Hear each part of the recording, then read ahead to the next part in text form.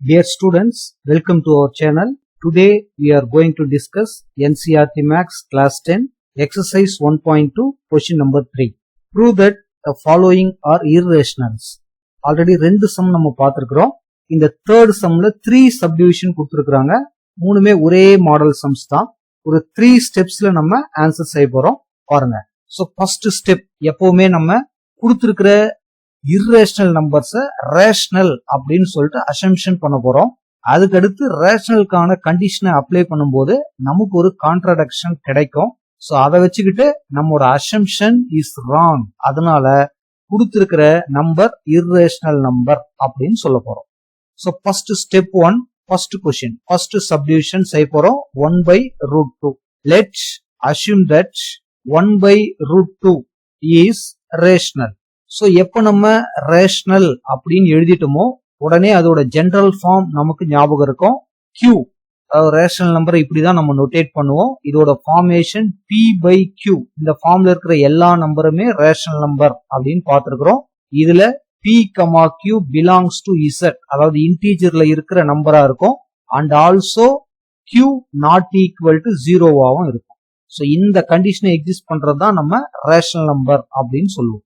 So எந்த ஒரு rational நம்பரா இருந்தாலும் இந்த ஃபார்ம்ல எழுத முடியும். அதே நேரத்துல இந்த Pயும் Qவும் ரேஷனல் நம்பரோட சிம்பிளஸ்ட் ஃபார்முக்கு நம்ம கொண்டு வந்தோம்னா கோ பிரைமா இருக்கும். கோ பிரைம் அப்படின்னா என்ன? Pக்கும் Qக்கும் இருக்கிற காமன் டிவைசர் ஒன்னா மட்டும்தான் இருக்க முடியும். அததான் நம்ம கோ பிரைம் அப்படின்னு சொல்லுவோம். இதெல்லாம் டீடைலா முன்னாடி இருக்கிற 2 சம்ல பார்த்திருக்கிறோம்.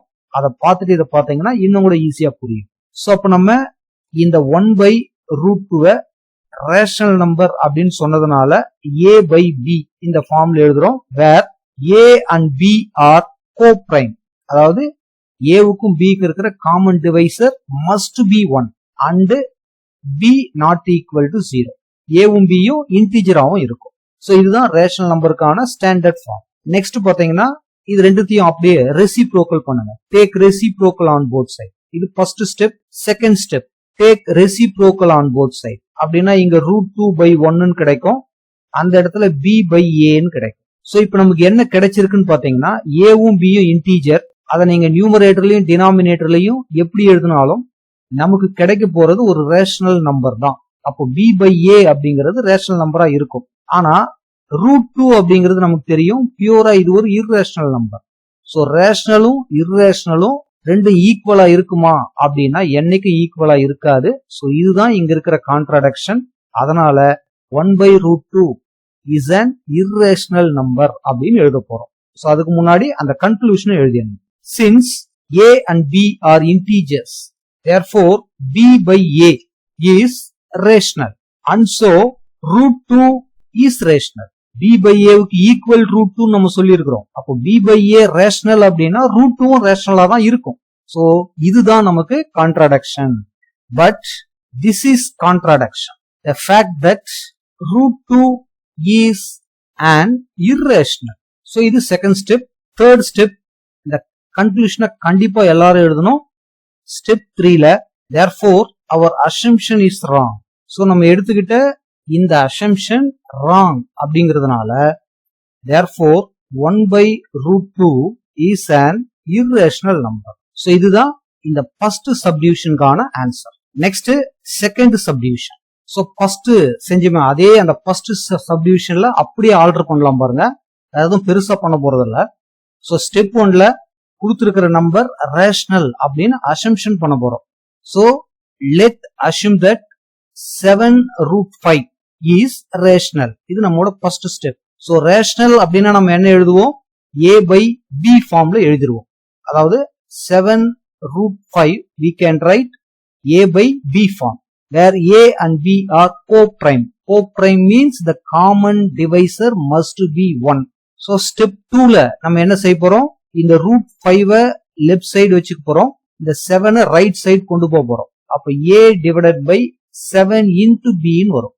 சோ இப்போ இத நல்லா கவனிச்சீங்கன்னா நமக்கு தெரியும் ஏவும் பியும் இன்டீஜர் தான். அதை நம்ம நியூமரேட்டர் டினாமினேட்டர்ல எழுதணும்னா அது கண்டிப்பா ரேஷனல் நம்பரா மாறிடும். சோ இந்த நம்பருக்கு இது ஈக்குவல்னு எப்ப சொல்லிட்டோமோ அப்ப இதுவும் ரேஷனல் நம்பர் அப்படின்றது மீனிங்கா மாறிடும். ஆனா நமக்கு தெரியும் இதை நம்ம ப்ரூவ் பண்ணியிருக்கிறோம் √5 இஸ் irrational. சோ இதுதான் இந்த இடத்துல கான்ட்ராடிக்ஷன். அதனால லாஸ்ட் சம்முக்கு என்ன கன்க்ளூஷன் எழுதுவோமோ அதை அப்படி எழுத வேண்டியதுதான். Since a and b are integers, therefore a divided by 7 into b is rational and so √5 is rational அப்படின்னு கிடைக்குது நமக்கு. But this is contradiction. The fact that √5 is an irrational. இது நமக்கு தெரிஞ்சது. அதனால நம்மோட தேர்ட் ஸ்டெப்ல எப்போ √5 irrational அப்படின்னு நம்ம சொல்லிட்டோமோ அப்போ ஒரு ரேஷனலும் irrationalலும் ஈக்குவல் ஆக முடியாது அப்படிங்கிற மாதிரி வருது. சோ அதனால step 3ல our assumption is wrong அப்படின்னு எழுதிட்டு therefore 7 into √5 is an irrational number அப்படின்னு எழுதி விட்டோம்னா போதும். இதே கண்டிஷனை யூஸ் பண்ணி இதுல இருக்கிற தேர்ட் சப்டிவிஷன் செய்யலாம் பாருங்க. So third subdivision 6 plus √2 is an irrational number அப்படின்னு சொல்லியிருக்காங்க. நம்மோட ஃபர்ஸ்ட் ஸ்டெப் இத ரேஷனல் அப்படின்னு அசம்ஷன் பண்றோம். அதாவது 6 plus √2 is rational. சோ ரேஷனலா இருந்தா we can write in the form of a by b. So 6 plus √2 which is equal to a by b, where a and b are co-prime. That means the common divisor must be 1 and also b not equal to 0. So step 2, we can write this √2 equal to a by b minus 6. One more step, just cross multiplication, a minus 6 into b divided by b. So இங்கேயும் பாத்தீங்கன்னா ஏவும் பியும் integer, அதை எந்த நம்பரால multiply பண்ணி எதோட subtract பண்ணி எப்படி எழுதினாலும் கண்டிப்பா நமக்கு ரைட் சைடுல இருக்கிறது ஒரு ரேஷனல் நம்பரா தான் இருக்கும். So this is equal to √2 அப்படிங்கறதுனால √2 ரேஷனல் நம்பரா மாறிடும். சோ நமக்கு தெரியும் √2ன்றது 100% irrational நம்பர். சோ இதுதான் இங்க இருக்கிற கான்ட்ராடிக்ஷன். அதனால 6 plus √2 அப்படிங்கறதும் ஒரு irrational நம்பர் தான் அப்படின்னு எழுதினா போதும். சோ அதான் இந்த இடத்துல எழுத போறோம். Since a and b are integers, therefore this a minus 6b divided by b is rational. So and so √2 is rational அந்த மாதிரி வந்துருது. So but this is contradiction.